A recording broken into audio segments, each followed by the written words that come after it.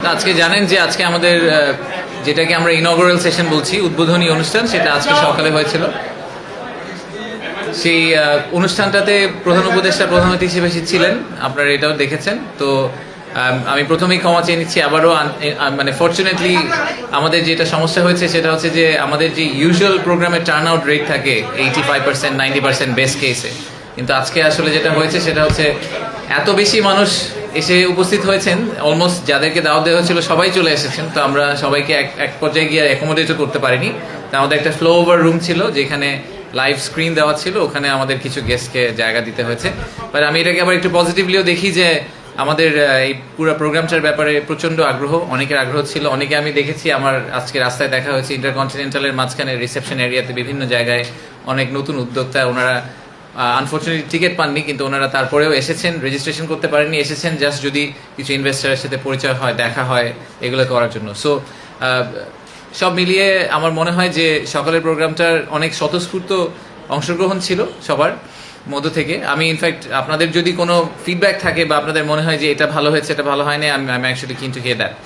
আর আজকে আমাদের সারাদিনের যেই শিডিউল সেটা আমি একটু জাস্ট কুইকলি রান ডাউন করি। ওটার পরে আমাদের প্রধান উপদেষ্টা আমাদের যে নতুন উদ্যোক্তারা আছেন তাদের সাথে একটা ইউথ এন্টারপ্রেনারশিপ এক্সিবিশন ছিল, যে ইউএনডিপির এবং গ্রামীণ ফোন টেলিনরের সময় কাটিয়েছেন। কিছু উদ্যোক্তাদের কাছ থেকে তারা কি বিজনেস করছে সেগুলো শুনেছেন, সেখানে একটু ছোট্ট করে বক্তৃতা দিয়েছেন। আর তারপরে উনি চলে যাওয়ার পরে আমরা অনেকগুলো আজকে বাইল্যাটারাল মিটিং দেখেছি। তো আমাদের বেশ কিছু উপদেষ্টা আজকে সারাদিন এখানেই ছিলেন। আমাদের কমার্স অ্যাডভাইজার, যিনি সেন্ট্রাল ব্যাংকের গভর্নর, এরকম বেশ কিছু সিনিয়র অফিসিয়াল, এনবিআর এর চেয়ারম্যান, এরকম অনেকেই আজকে সারাদিন এখানে ছিলেন। ওনাদের সাথে ইনভেস্টারদের আমরা বেশ কিছু মিটিং সেট আপ করেছিলাম। ইনভেস্টাররা লাস্ট 2 সপ্তাহ ধরে অনেক মিটিং রিকোয়েস্ট করেছিল, ডিফারেন্ট স্লট দিয়ে দেওয়া হয়েছিল। বিভিন্ন মিনিস্ট্রির লোকজনও ছিলেন, মিনিস্ট্রি অফ এনভায়রনমেন্ট থেকে ছিলেন, এনার্জি থেকে ছিলেন, যেগুলো কি মিনিস্ট্রি সেই মিনিস্ট্রিগুলো থেকে ছিলেন। সেই মিনিস্ট্রির সাথেও আমরা তাদেরকে মিটিং এর অ্যারেঞ্জমেন্ট করে দিয়েছিলাম। তো সারাদিন তারা বিভিন্ন মিটিং টিটিং করেছেন এবং তাদেরকে আমরা যে 360 ভিউটা দেওয়ার চেষ্টা করেছি, সেটাই ছিল আমাদের মূল উদ্দেশ্য এই মিটিংগুলো সেট আপ করার জন্য। আমাদের আজকে প্রধান উপদেষ্টার কার্যালয়ের ওখানে আমাদের প্যারালালি বেশ কিছু প্রোগ্রাম চলেছে। সো প্রধান উপদেষ্টা ফেরত যাওয়ার পরে ওনার সাথে আমাদের ইউকের যে ট্রেড টিমটা এসেছিল তাদের সাথে মিটিং ছিল। এরপরে জারার বা ইন্ডিটেক্সের যে সিইও ছিলেন, তো জারার ফুল ম্যানেজমেন্ট টিম, ইনফ্যাক্ট ইন্ডিটেক্সের ফুল ম্যানেজমেন্ট টিম এখন বাংলাদেশে, তো ওনারা গিয়েছিলেন দেখা করতে। আর তারপরে হোলসিমের যে এশিয়ার হেড এসেছেন, উনি গিয়েছিলেন দেখা করতে। এবং একটু পরে আপনারা দেখেছেন যে আমরা মাত্র একটা ডিপি ওয়ার্ল্ডের সাথে একটা প্রোগ্রাম শেষ করলাম। ডিপি ওয়ার্ল্ডের যে চেয়ারম্যান, উনি আসলে খুবই ভিআইপি, ইনফ্যাক্ট ইউএইতে উনি একজন বড় VIP, very close to the royal family. উনি এসেছেন আমাদের এই প্রোগ্রাম অ্যাটেন্ড করতে, ইনভেস্টমেন্ট সামিট অ্যাটেন্ড করতে। উনি একটা ছোট্ট প্রোগ্রাম করলেন, অবশ্য আমাদের পুরাই ফুল ছিল, আমরা সবাইকে জায়গা দিতে পারিনি। 200-300 পরে আমাদের একসময় দরজা বন্ধ করে দিতে হয়েছে। সো ডিপি ওয়ার্ল্ডের সাথে আমাদের আমরা চিন্তা ভাবনা করছি যে আমরা ফ্রি ট্রেড জোনের দিকে চলে যাব। জেবেল আলী পোর্ট বলে একটা পোর্ট আছে ইউএইতে, যেটা ইউএইর ইকোনমির প্রায় 25% কন্ট্রিবিউট করে। সো সেই পোর্টটার মতো করে আমরা এরকম আমাদের মাদারবাড়ি ডিপসি পোর্টের কাছাকাছি কোনো একটা জায়গায় ফ্রি ট্রেড জোনের কথা চিন্তা করছি। তো সেখান করার চেষ্টা করছি এবং এটাই ডিপি ওয়ার্ল্ডের চেয়ারম্যানের আজকের ভিজিটের মূল উদ্দেশ্য ছিল। উনি এখান থেকে প্রধান উপদেষ্টার সাথে দেখা করতে যাবেন এবং তারপরে ওনারা এই ফার্দার আলাপ আলোচনা করবেন। আমাদের বাংলাদেশ থেকে হয়তো একটা টিম ভেরি সুন ইউএই যাবে বোঝার জন্য যে আসলে ফ্রি ট্রেড জোনের পলিসিগুলো কিভাবে অপারেট করে, অপারেশনাল জিনিসটা কিভাবে কাজ করে, এখান থেকে ইকোনমিক বেনিফিটটা আমরা কিভাবে পেতে পারি। তার আগের মিটিংগুলো নিয়ে যদি একটু কথা বলি, আজকে ইন্ডিটেক্সের যে সিইও ছিলেন উনি বলেছেন, ওনার আমি যদি সামারাইজ করি, উনি বলেছেন যে উনি লাস্ট জীবনে প্রথমবারের মতো বাংলাদেশে এসেছেন এবং ওনাদের অনেকগুলো বেশ বড় বড় ব্র্যান্ড আছে। সবাই জারার কথা বলে, বাট এর সাথে মাসিমো দুটি কিছু ব্র্যান্ডের ওনারা ব্র্যান্ড ওনার। তো ওনার ভিউ হচ্ছে যে বাংলাদেশে না আসলে আসলে ওনার বাংলাদেশ সম্বন্ধে এই আইডিয়াটা কখনোই তৈরি হতো না। এবং ইন্ডিটেক্সের গল্পটা আসলে বাংলাদেশের গল্পের মতো, কারণ ওনারা বাংলাদেশে শুধু কিন্তু ব্যবসা করতে আসেননি, ওনারা গতকালকে এশিয়ান ইউনিভার্সিটি অফ ওমেন, ওখানে ওনারা করেছেন 50 জন ফিমেল ওয়ার্কারের জন্য। সো ওনারা জেনুইনলি ফিল করেন যে ওনারা বাংলাদেশের আইডেন্টিটির পার্ট এবং ওনারা চেষ্টা করবেন যে বাংলাদেশের সাথে এই রিলেশনশিপটা আরো ডিপেন্ড করতে। তো আমরা জিজ্ঞেস করছি যে আর কি করতে পারি আমরা ওনাদেরকে আরো বেশি করে বাংলাদেশ থেকে সাপ্লাই নেওয়ার জন্য, এইসব ব্যাপারে আমাদের কিছু কথাবার্তা হয়েছে। ইউকের যে ট্রেড ডিলও ওনারাও ডিফারেন্ট টপিক নিয়ে কথা বলেছেন। আপনারা দেখেছেন যে ওনাদের যে ব্যারনেস রোজি উইন্টারটন উনি আজকে আমাদের উদ্বোধনী অনুষ্ঠানে বক্তৃতা রেখেছিলেন। তো সেই বক্তৃতার পরিপ্রেক্ষিতে আমরা দেখতে পেলাম যে ওনাদের একটা whole hearted support for interim government, এবং বাংলাদেশে যে 2035-এর কথা আমরা আজকে যে ন্যারেটিভটা সেট করার চেষ্টা করেছি যে আমাদের ভিশনটা কি, সেই ভিশনটাকে সাপোর্ট করার জন্য ওনাদের ফুল সাপোর্ট, ওনাদের ফুল সাপোর্টটা আমাদেরকে দিবেন, সেটা ট্রান্সপোর্টেশন ইন্ডাস্ট্রি হোক, এডুকেশন হোক, হেলথ কেয়ার হোক। আজকে চিফ অ্যাডভাইজারের সাথে যখন কথা হয়েছে তখন মেইনলি আমরা আসলে এডুকেশন এবং হেলথ কেয়ার নিয়ে অনেক কথা বলে আমরা চেষ্টা করছি ওই জায়গাটা ইউকের সাথে কোনো ধরনের কোলাবোরেশনে যাওয়া যায় কিনা। এর সাথে যেটা বললাম যে লাফার্জ হোলসেমের আমাদের একটা বড় ইনভেস্টমেন্ট আসার সম্ভাবনা আছে, সেটা নিয়ে আমরা ওনাদের সাথে কাজ করছি। ওনাদের বেশ কিছু সমস্যা ওনারা ফেস করেছেন বিদেশি ইনভেস্টর হিসাবে। আমি প্রতি প্রেস কনফারেন্স এসে আপনাদেরকে নতুন একটা গল্প বলি যে বিদেশি ইনভেস্টরদেরকে কিভাবে আমরা ঠিকভাবে ট্রিট করতে পারিনি। তো এই ক্ষেত্রেও আসলে আমাদের এরকম একটা সিচুয়েশন তৈরি হওয়ার সম্ভাবনা ছিল, আমরা চেষ্টা করছি সিচুয়েশনটাকে অ্যাভয়েড করার জন্য। আর সকালের প্রোগ্রামে আপনারা দেখেছেন যে আমরা পাঁচটি সংস্থা বা ইন্ডিভিজুয়ালকে আজকে অনার করেছি। তার মধ্যে 4টি সংস্থা যারা প্রাইজ পেয়েছেন বিনিয়োগ উন্নয়ন কর্তৃপক্ষ থেকে। এটা আমরা প্রথমবারের মতো করলাম। আমরা ইন্টারন্যাশনাল একটা এক্সেলেন্স ইন ইনভেস্টমেন্ট অ্যাওয়ার্ড যেটা দেওয়া শুরু করলাম। আমরা চেষ্টা করবো এটা প্রতি বছর কন্টিনিউ করার জন্য। তা আমাদের যে ফ্যাব্রিক লাগবে, যারা ইনোভেশনে পেয়েছেন, লোকাল ইনভেস্টর, স্কোয়ার ফার্মাসিউটিক্যাল, ইএসজির জন্য পেয়েছেন ওয়ালটন, এবং বিদেশি ইনভেস্টর ফরেন ইনভেস্টর ক্যাটাগরিতে পেয়েছেন বিকাশ। এটা নিয়ে বাংলাদেশি কোম্পানি তাহলে ফরেন ইনভেস্টর ক্যাটাগরিতে কেন পেলেন? তাদেরকে আমাদের ফরেন ইনভেস্টর ক্যাটাগরির যে ক্রাইটেরিয়াটা ছিল সেটা হচ্ছে যে মেজরিটি শেয়ার হোল্ডিং যদি বিদেশি হয়, 50%-এর বেশি শেয়ার হোল্ডিং যদি বিদেশি হয়, তাদেরকে আমরা একটা ফরেন ইনভেস্টর কোম্পানি বলছি। তো বিকাশের ক্ষেত্রে সেটাই হয়েছে। বিকাশের কিন্তু বড় বড় ইনভেস্টররা হচ্ছে IFC, Gates Foundation and financials. তারা মিলে আসলে মোর দেন 50% অফ বিকাশের ওনারশিপ। তো আর ফাইনালি আমরা আজকে কি হাকসংকে বাংলাদেশে অনারারি সিটিজেনশিপ ঘোষণা করেছি। আপনারা দেখেছেন যে ওনার জন্য এটা খুবই একটা ইমোশনাল মোমেন্ট ছিল। যারা ভিডিওটা দেখেছেন, যারা এক্সপিরিয়েন্স করেছেন, তার জন্য ইমোশনাল মোমেন্ট ছিল। সো এরকম আমাদের আসলে এরকম অ্যাম্বাসেডার দরকার। উনি এখন যখন কোরিয়া যাবেন, উনি কিন্তু এখন বাংলাদেশের জন্য একটা ডিফারেন্টভাবে বাংলাদেশকে দেখবেন, ডিফারেন্টভাবে বাংলাদেশকে সাপোর্ট করার চেষ্টা করবেন, কারণ উনি এখন নিজে বাংলাদেশের পার্ট। উনি সবসময় করে আসছেন 45 বছর ধরে, বাট এখন we have made it permanent. So এই ছিল আমাদের সারাদিনের প্রোগ্রাম। আমাদের একটা ব্রেকআউট সেশনও হয়েছে। ইউরোপিয়ান ইউনিয়ন আজকে রিনিউয়েবল এনার্জির উপর একটা ব্রেকআউট সেশন করেছেন। আমাদের এনার্জি অ্যাডভাইজার ছিলেন, আরো বড় বক্তারা ছিলেন আজকে ওখানে সারাদিন। এগেন আমি আবারও আমাদের 300 মানুষের ক্যাপাসিটিতে আমাদের যেই পরিমাণ ইন্টারেস্ট ছিল, প্রায় 500-এর বেশি মানুষ এসে হাজির হয়ে গেছেন। তো আমরা তাদেরকে যতটুকু অ্যাকোমোডেট করা সম্ভব অ্যাকোমোডেট করার চেষ্টা করেছি। তো আমাদের ভবিষ্যতে হয়তো এই প্রোগ্রামটাকে আগামী বছর আমরা যখন করার চেষ্টা করবো, আমরা এটাকে চিনমৈত্রীতে নিয়ে যাব, কারণ clearly the demand is there, the excitement is there. So আমরা এটাকে আমাদের লোকাল ইনভেস্টমেন্ট এবং ইন্টারন্যাশনাল ইনভেস্টমেন্ট দুটাকেই আমরা একটা মোমেন্টাম দিতে পারবো হয়তো। আমি এখানে থামি, কোয়েশ্চেন নিব। আমি একটু জাস্ট টাইম চেক করে নিচ্ছি। আমার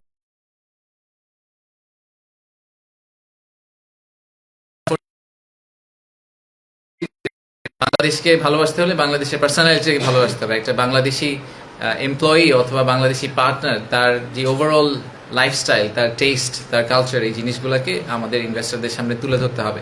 তো সেটা নিয়ে আজকে সন্ধ্যায় একটা এক্সক্লুসিভ প্রোগ্রাম হচ্ছে ইনভেস্টরদের জন্য। সেটা সন্ধ্যা 7:30টায় শুরু হবে। সেই কারণে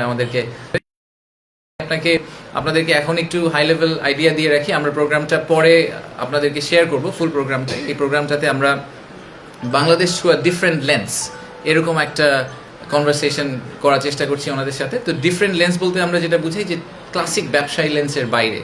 তো ডিফারেন্ট লেন্সে আমরা কাদেরকে নিয়ে আসছি আমি সেটারও একটু প্রিলুড দিই। আমরা Bangladesh to an eye of a photographer বলে একটা সেকশন আছে, সেখানে আমাদের শহীদুল আলম ভাই, ড্রিক গ্যালারির, উনি একটা প্রেজেন্টেশন করবেন যে ফটোগ্রাফারের দৃষ্টি থেকে বাংলাদেশটা কীরকম। এরপরে আমাদের যে আর্কিটেক্ট আছেন মেরিনা তাবাসসুম, উনি একটা ডেলিবারেশন করবেন যে একটা আইজ অফ অ্যান আর্কিটেক্ট বাংলাদেশ আসলে দেখতে কিরকম।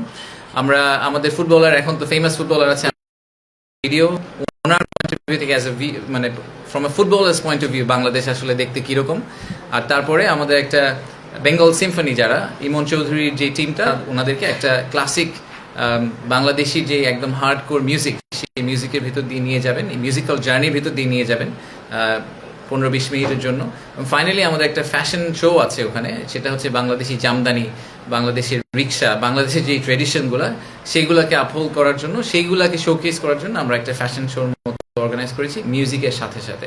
So that's generally the size of the programme. আপনারা ভিডিওটা হয়তো সামনে পেয়ে যাবেন, but I am really excited about it. আমার ধারণা যে এই প্রোগ্রামটার শেষে একজন বিদেশি ইনভেস্টর যিনি প্রথমবারের মতো, আজকে ইনফ্যাক্ট আমি যাদের সাথে কথা বলেছি অনেক বড় বড় ইনভেস্টর আজকে আমাকে বলেছেন যে ওনারা আগে কখনো বাংলাদেশে আসেননি, এই প্রথমবার আসলেন। তো তাদের জন্য আসলে বাংলাদেশের এই ফুল 360 ভিউটা খুব দরকার, not only the business environment but how the people are. So ওইটাকে আমরা আজকে দিন শেষে আমাদের গোল হচ্ছে যে ওই জায়গাটায় পৌঁছানো, যে ওনারা যখন এই দেশ থেকে ফেরত যাবেন, বাংলাদেশ থেকে ফিরে যাবেন, তখন ওনাদের বন্ধু বান্ধব, ওনাদের কলিগ, এদের কাছে যখন ওনারা বাংলাদেশের গল্পটা বলবেন, কি এক্সপিরিয়েন্স ছিল, ওনারা একটা ফুল পিকচার দিতে পারেন এবং আমাদের হয়ে ওনারা অ্যাম্বাসেডর হিসাবে কাজ করবেন। সো আমি এখানে থামি, আমার হাতে অ্যাজ আই সেড আমার আনফরচুনেটলি 15 মিনিট সময় আছে। আমরা অল্প কয়েক আজকে and we will do a wrap up. আগামী সপ্তাহে আমরা ফুল সামিট নিয়ে কোনো একটা সময় আপনাদেরকে একটা ফুল কভারেজ দিব। ঠিক আছে, ধন্যবাদ। একটা বিষয় একটু জানতে আচ্ছা, চাচ্ছিলাম, আজাদ ভাই বলুন। আসসালামু আলাইকুম। একটা বিষয় একটু জানতে চাচ্ছিলাম যে গত 2 দিনে মিডল সরাই, তারপরে কোরিয়ান ইপিজেড এবং জাপান ইপিজেড যে ফরেন টিমটা গিয়েছে, তাদের রিয়াকশনটা কেমন? এটা মনে হয় আমরা গতকালকে একটু কভার করেছিলাম, আপনাদের অনেকে মিডিয়া থেকেও গিয়েছেন। আমি যতদূর জানি যে অনেক ইনভেস্টর আসলে মিডিয়াও ইন্টারভিউ করার সুযোগ পেয়েছে। Generally the reaction is very positive এবং আমাদের যেটা টেক সেটা হচ্ছে যে ওনারা এটা খুব অ্যাপ্রিশিয়েট করেছেন যে আমরা ওনাদেরকে ফিজিক্যালি নিয়ে গেছি। ফিজিক্যালি নিয়ে যাওয়াতে যেটা হয় যে আপনি প্র্যাকটিক্যালি জিনিসটা দেখলে সুবিধা হয় যে আসলে কিসে উনি ইনভেস্ট করতে যাচ্ছেন। ইনফ্যাক্ট গতকালকে তো শুনেছেন যে একটা কোম্পানি ওখানে অন দ্য স্পট একটা ইনভেস্টমেন্ট কনফার্ম করেছেন। এটা বলতে গিয়ে আমার আসলে মনে পড়লো, সরি আমি 2টা টপিক মিস করেছি। আজকে 2টা কাগজ সাইন করা হয়েছে, আপনারা হয়তো দেখেছেন। একটা হচ্ছে আইএলও, ইন্টারন্যাশনাল লেবার অর্গানাইজেশন, যারা তাদের সাথে বিডা একটা এমওইউ সাইন করেছে। আমি আগেও বলেছি যে আমাদের পুরো সোসাইটিটাতে সবসময় আসলে এন্টারপ্রেনারদেরকে ফোকাস করলে হবে না, তাদের সাথে যারা কাজ করে, আমাদের যেই ওয়ার্কার্স। আজকে নাসিম মনসুর ভাইয়ের প্রেজেন্টেশন যারা দেখেছেন তারা দেখেছেন যে আমাদের ইকোনমিটাকে, যে আমাদের ইকোনমির যে চাকাটা, সেই চাকাটা এগিয়ে নিয়ে যাওয়ার জন্য এন্টারপ্রেনাররা শুধু একা তো আর করেন না, সাথে তাদের ওয়ার্কফোর্স যেটা আছে, আমাদের শ্রমিকরা করেন। তো আমাদের লেবার রাইটসের যে স্ট্যান্ডার্ড, সেই স্ট্যান্ডার্ডটা কিন্তু আমাদের গ্লোবাল স্ট্যান্ডার্ড থেকে অনেক লো, অনেক নিচে। সেটাকে আমাদের একটা জায়গায় নিয়ে যেতে হবে। তো আমরা এখন আইএলওর সাথে এমইউটা সাইন করেছি এইটা কনফার্ম করার জন্য যে আমরা ভবিষ্যতে এফডিআই অ্যাট্রাক্ট করতে চেষ্টা করব, বাট আমাদের লেবার রাইটসকে কম্প্রোমাইজ না করে। এবং আরেকটা সত্যি কথা হচ্ছে যে পৃথিবী যেদিকে যাচ্ছে, তাদের লেবার রাইটসকে যদি আমরা কম্প্রোমাইজ করতে থাকি, একসময় আসলে বাংলাদেশ থেকে কেউ কোনো প্রোডাক্ট নেবে না। বাংলাদেশের ওই লেবার স্ট্যান্ডার্ডটাকে একটা জায়গায় নিয়ে যাওয়া will become a minimum requirement for a lot of clients. So আমাদেরকে ওইটাকে ম্যানেজ করতেই হবে। আর দ্বিতীয়ত হচ্ছে আমরা আরেকটা এমইউ সাইন করেছি আজকে, সেটা হচ্ছে হান্ডা গ্রুপের সাথে, একটা Chinese textile and garments manufacturer. তারপর $150 মিলিয়ন মতো ইনভেস্টমেন্ট কমিট করার কথা বলছে। তো তাদেরকে আমরা, এবং সেই ইনভেস্টমেন্টটা যদি বাংলাদেশে ফলো থ্রু করে আগামী 1 থেকে 2 বছরের মধ্যে, তাহলে প্রায় 15,000 নতুন কর্মসংস্থান সৃষ্টি হবে। তো তাদেরকে আমরা বিভিন্ন জায়গায় জমি অ্যালোকেট করার চেষ্টা করছি, কারণ তারা একদম এন্ড টু এন্ড একটা সলিউশন নিয়ে আসছে, একদম বুভেন থেকে শুরু করে all the way down to garment manufacturing. So Handa গ্রুপের সাথে আজকে আমরা যে কাগজটা সাইন করলাম, সেটা এসেনশিয়ালি আমাদেরকে এনশোর করলো যে $150 মিলিয়ন একটা ইকুইটি ইনভেস্টমেন্ট হবে। তার চেয়েও বড় কথা যে 15,000 লোকের আশা করছি আগামী 1 থেকে 2 বছরের মধ্যে নতুন কর্মসংস্থান সৃষ্টি হবে এটার মাধ্যমে। আমার একটা প্রশ্ন আছে, আমাদের আজকে পলিটিক্যাল দলগুলোর সাথে ছিল মিটিং ছিল জামাত এবং বিএনপির সাথে, এবং তাদের ইনভেস্টরদের একটা বড় কনসার্ন হলো যে পলিসি কন্টিনিউশন থাকবে কিনা। এখন আমার ধারণা আপনাদের কাছেও তাদের এই কনসার্নটা আছে, তো আপনারা তাদের কাছে কি জবাবদিহিতাটা কিভাবে করেছেন যে পলিসি কন্টিনিউশনটা বিনিয়োগের ক্ষেত্রে কিভাবে নিশ্চিত করবে? ধন্যবাদ। সো আজকে 3টা পলিটিক্যাল পার্টিও আপনারা জানেন যে তাদের মিটিং রুমে তারা ছিলেন। ইনফ্যাক্ট কালকেও সম্ভবত থাকবেন। ওনাদের সাথে অনেক ইনভেস্টর মিটিং করতে চেয়েছেন। সো প্রথমত এনসিপি, জামাত এবং বিএনপি সবাইকে অনেক ধন্যবাদ। ওনারা যে কষ্ট করে একটা টিম পাঠিয়েছেন, সবাই টিম পাঠিয়েছেন। ইনফ্যাক্ট অনেকে ক্রিয়েটিভলি তাদের নিজেদের ব্রোশার করেছেন, তাদের ভিউ কি ইনভেস্টমেন্ট ক্লাইমেটের ব্যাপারে ওরকম পেপার্স করেছেন, গিফট রেডি করেছেন ইনভেস্টরের জন্য। সো সব ব্যাপারে সবগুলো ক্ষেত্রে আমি বলবো যে ওনারা আসলে খুবই ফোর্থকামিং ছিলেন আমাদের সাথে। আমরা একসাথে কাজ করেছি পুরো জিনিসটা নিয়ে। পলিসি কন্টিনিউটি হবে কিনা, এটার রাইট আনসার বা এক্সাম্পল হচ্ছে আজকে। আমরা তো ইনভেস্টমেন্ট কনফারেন্স করছি কিন্তু ওনাদেরকে বাদ দিয়ে করছি না। আপনারা, আমি জানি না আপনারা আগে কোনো ইনভেস্টমেন্ট কনফারেন্সে এরকম অ্যাটেন্ড করেছেন কিনা যেখানে পলিটিক্যাল পার্টিগুলোকে আলাদা আলাদা মিটিং করার সুযোগ দেওয়া হয়েছে, প্রত্যেককে ইন্ডিপেন্ডেন্টলি তাদের ভিউগুলোকে শেয়ার করতে পেরেছে ইনভেস্টরদের কাছ থেকে। আমি শিওর ইনভেস্টররা তাদেরকে একই প্রশ্নটাই করেছেন যে আপনারা যদি ক্ষমতায় আসেন তাহলে সরকার যে রিফর্মগুলো করার কথা বলছে এখন, সেই রিফর্মগুলো আপনারা কন্টিনিউ করবেন কিনা। তো আপনারা ইনভেস্টরদেরকে জিজ্ঞেস করে দেখতে পারেন ওনারা এটাতে হ্যাঁ বলেছে না বলেছে। বাট আমার জেনারেল ধারণা, এবং আমরা এটা আগেও বলেছি, যে ইনভেস্টমেন্ট এবং এমপ্লয়মেন্ট জেনারেশন, জব ক্রিয়েশন, এটা আসলে সবার কমন ম্যান্ডেট। এখানে কোনো পলিটিক্যাল ফ্র্যাকশন থাকার কোনো কারণ নেই। হতে পারে যে কনস্টিটিউশনের ক্ষেত্রে ডিফারেন্ট মতামত থাকতে পারে, কনস্টিটিউশনাল অ্যামেন্ডমেন্ট, কনস্টিটিউশনাল কমিশন, এইসব ব্যাপারে যে রেকমেন্ডেশন আছে সেখানে ডিফারেন্ট মতামত থাকতে পারে। বাট ইনভেস্টমেন্ট ক্লাইমেট ইমপ্রুভ করার ব্যাপারে আসলে ডিফারেন্ট মতামত থাকার কোনো কারণ নেই। বাংলাদেশে ইনভেস্টমেন্ট দরকার, সেটা লোকাল থেকে হোক, ফরেন থেকে হোক, এবং বাংলাদেশে এমপ্লয়মেন্ট জেনারেশন দরকার। জব ক্রিয়েশন আমাদের জন্য is the biggest opportunity and challenge. So এটা সবাই খুব ক্লিয়ারলি বুঝেন। তো আমার ধারণা যে আমি আশা করছি আপনারা ইনভেস্টরদেরকে জিজ্ঞেস করে দেখতে পারেন, ওনারা তো ঘোরাঘুরি করছেন, ওনাদেরকে জিজ্ঞেস করে দেখেন যে পলিটিক্যাল পার্টিগুলো কী বলেছে। ওনারা আপনারা আমাদেরকে একটু জানিয়ে, ওনারা যদি বলে যে ওনাদের কন্টিনিউ করবে না তাহলে ওইগুলো আমরা করা বন্ধ করে দিই এখন।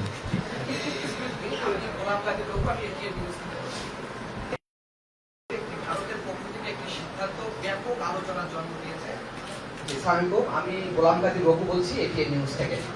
যে আপনি হয়তো শুনে থাকবেন যে কিছুক্ষণ আগে ভারতের একটি সিদ্ধান্ত বাংলাদেশ এবং ভারতের মধ্যে ব্যাপক আলোচনার জন্ম দিয়েছে। সেটি হচ্ছে যে ট্রান্সশিপমেন্টের মাধ্যমে বাংলাদেশের যে পণ্য নেপাল এবং ভুটানে রপ্তানি করা যেত, এবং এই সুবিধাটি দীর্ঘদিন ধরে ভারত দিয়ে এসেছিলেন। হঠাৎ করে তারা সেই সিদ্ধান্ত থেকে সরে এসেছে, অর্থাৎ ট্রান্সশিপমেন্ট সুবিধাটি তারা বাতিল করেছে। তো এই সিদ্ধান্তের ফলে ভারতের সঙ্গে বাংলাদেশের দ্বিপাক্ষিক বাণিজ্যিক সম্পর্ক কিংবা ব্যবসা বাণিজ্য এবং রপ্তানির ক্ষেত্রে কোনো প্রভাব পড়বে কিনা, সে ব্যাপারে আপনি একটু মতামত জানতে চাচ্ছি। আপনি নিউজটা আমাকে এইমাত্র ব্রেক করলেন, কারণ এটা আমি জানতাম না। আমি তো একটার পর একটা বাইল্যাটারাল মিটিংয়ের মধ্যে আছি, সো এই ব্যাপারে আমার একেবারেই ধারণা নেই যে ওনারা কী ডিসিশন নিয়েছেন, কেন ডিসিশন নিয়েছেন। সো এটা নিয়ে আমি আসলে খুব ডিটেইলে কমেন্ট করতে চাই না। আমি শিওর যে দেখেন, আমাদের তো ভারতের সাথে সম্পর্কটা পুনঃপ্রতিষ্ঠিত হচ্ছে, অ্যাজ ইউ হ্যাভ সিন, এক সপ্তাহ আগে থেকে। সো আমি পার্সোনালি মনে করি যে এখন পুরো ট্রেড স্পেস যেটা, এখানে আমেরিকা একটা ডিসিশন নিচ্ছে, অনেকেই অনেক ধরনের ফাস্ট ডিসিশন নিচ্ছে, আবার আমার ধারণা অনেকগুলো ডিসিশন ওভারটার্নও করা হবে। সো আমি যেহেতু সব ডিটেলে আসলে জানি না, সো আমি কমেন্ট করতে পারছি না আসলে, sorry. But I am sure আমাদের টিম, আমাদের commerce adviser is probably better placed এই ব্যাপারে কথা বলার জন্য আপনার সাথে। So please ask him that question. Thank you. আমি Zahir Rahman, reporter Business Standard. এখানে আপনি এর আগে চায়না ভিজিট করেছেন, জাপানের ব্যবসায়ীদের সাথে কথা বলছেন। এখন যে একটা বড় টিম আসলে ব্যবসায়ী বিভিন্ন দেশ থেকে, আসলে তারা কোন খাতে বিনিয়োগ করতে আগ্রহী বাংলাদেশে, এটা যদি বলতেন, আর কোনো যদি ফিগার বলতে পারেন যে এই সেক্টরে এরকম বিনিয়োগে তারা আগ্রহী। কোন খাতে বিনিয়োগ করতে আগ্রহী? অনেক ইনভেস্টরের সাথে কথা হয়েছে, so it's very cross cutting. I think it's very hard to say যে একটা স্পেসিফিক খাতে বিনিয়োগ করতে আগ্রহী। অবভিয়াসলি আমাদের স্ট্রেংথ হচ্ছে labour intensity, right? So labour intensive খাতগুলোতেই বিনিয়োগ করতে জেনারেলি আগ্রহী। সো আমি এখনও বলবো যে টেক্সটাইল অ্যান্ড গার্মেন্টসে তারা খুবই আগ্রহী। তারা বাংলাদেশের কনজিউমার মার্কেট টাচ করার জন্য যেসব সুযোগ আছে সেগুলোতে বেশ আগ্রহী। ফার্মাসিউটিক্যালে তারা আগ্রহ দেখিয়েছে। বেশ কিছু একদমই লাইট ইঞ্জিনিয়ারিং টাইপের যেসব জিনিসপত্র, এগুলোতে অনেক আগ্রহ দেখিয়েছে। So it's very hard for me two pin down যে এরকম 2-3টা খাতি, খুবই মিক্সড গ্রুপ।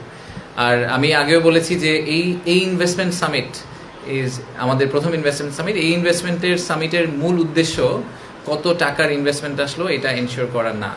সেটা হয়তো আমরা ইনভেস্টমেন্ট সামিট 2-তে গিয়ে এই ধরনের একটা গোল নিয়ে নামবো। এই ইনভেস্টমেন্ট সামিটের আমাদের একমাত্র উদ্দেশ্য হচ্ছে যে বাংলাদেশে যে নেগেটিভ ন্যারেটিভটা এতদিন ধরে হয়ে আসছে সেটাকে আসলে পজিটিভে টার্ন করা এবং যত সম্ভব মানুষকে বাংলাদেশে নিয়ে আসা। আজকে একটু আগে আমি জার্মান টিমের সাথে বসেছিলাম, ওনারা তাদের 80-90% প্রথমবারের মতো বাংলাদেশে এসেছেন।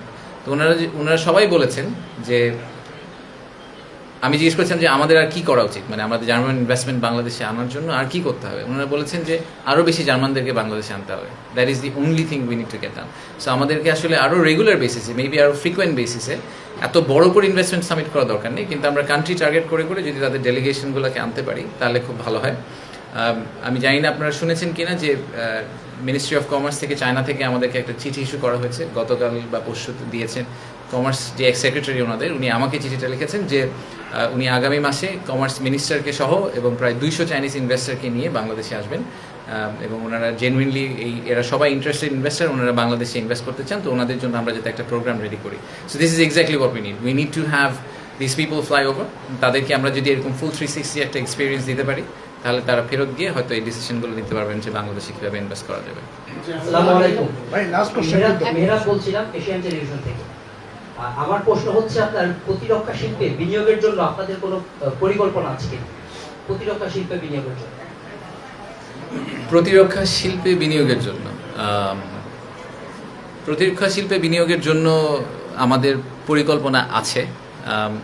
আমরা ইন প্রিন্সিপাল মনে করি যে টেকনোলজিক্যাল অ্যাডভান্সমেন্টের জন্য আসলে মিলিটারি সাইডেও কিছু ধরনের অ্যাডভান্সমেন্ট করা দরকার, এবং আমাদের যেই অর্ডিন্যান্স ফ্যাক্টরি আছে তাদের কিন্তু কিছু ইন্ডিজিনাস অলরেডি স্কিল সেটও আছে।